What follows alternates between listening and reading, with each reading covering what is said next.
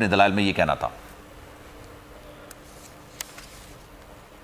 और जनाब, पाकिस्तान और आईएमएफ के दरमियान ताहाल स्टाफ लेवल मुआहदे पर पेशरफ्त नहीं हो सकी है। माशी टीम के आईएमएफ के साथ मुज़ाकरात कामयाब ना हुए हैं और माशी टीम आईएमएफ को एक्सटर्नल फाइनेंसिंग और बजट पर तहफ़्फ़ुज़ात दूर करने में कामयाब ना हो सकी। उमर हयात हमारे नुमाइंदे हमारे साथ मौजूद है, जरा डिटेल्स उनसे ले लेते हैं। उमर हयात, बताइएगा डिटेल्स, ये स्टाफ लेवल मुआहदे पर भी अभी फिलहाल नहीं हो सकी।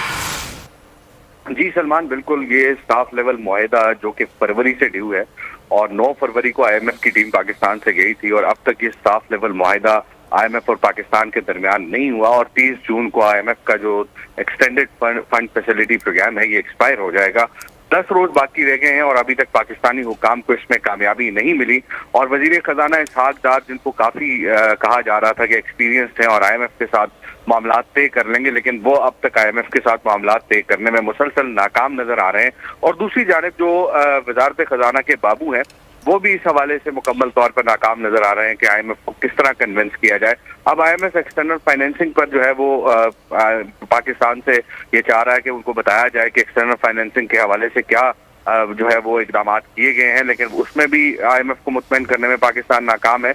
और दूसरी जानिब जो बजट के हवाले से, क्योंकि आईएमएफ ने जो बजट में टैक्सेशन के हवाले से जो टैक्स मैयर्स दिए गए हैं और टैक्स रिलीफ दिया गया है, उस पर आईएमएफ ने एतराज उठाया है और बाकायदा तौर पर अब आईएमएफ ने, क्योंकि ये कहा, हमने ये खबर भी चलाई थी कि जो इस वक्त इस बजट में हुकूमत के पास जो है वो टैक्स निजाम को बेहतर करने का मौका था और अपना टैक्स वो नहीं कर सके थे। बहुत शुक्रिया, सारी सूरत हाल से आप आ कर रहे थे। और